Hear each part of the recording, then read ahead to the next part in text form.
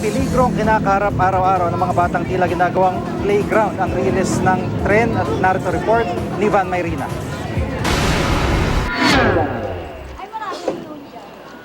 Sa gilid ng mataas sa bahagi ng release na ito ng Philippine National Railways, walang takot na nagtatakbuhan ang ilang bata. May mga nag-aalas stuntman pa. Bakit ka naglalaro dyan? Wala po. Hindi ka ba natatakot? Natatakot po. Pero naglalaro ka pa rin. Opo. Katawaan lang po, tatalon po kami. Pero sa viral video na ito nakuha sa Pandakan, tila walang takot ang mga bata kahit pa may tren. Kokay, lutang, kokay! Kokay, lutang muna! Kokay, lutang! Maya-maya, nagtago ng dalawang bata sa ilalim ng riles. Yun pala, parating na ang tren.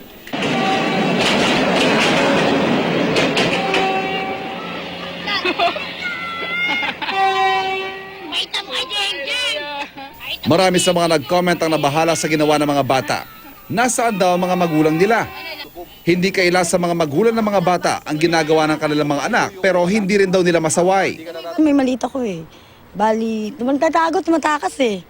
Malaking hamon para sa PNR na pigilan ng mga bata maglaro sa rilis ng tren lalo't hindi rin maawat ang pagsulpot ng mga komunidad sa kahabaan ng rilis sa Kamaynilaan. Kulang daw sila sa pondo para mabakuran ng buong riles at kulang din sila sa mga tao para magbantay 24 oras. Pabalik-balik lang talaga yung ganyan eh. So, kailangan lang talaga dyan, makikiusap din kami dun sa local government na tulungan din kami sa pagpulis dun sa area yon.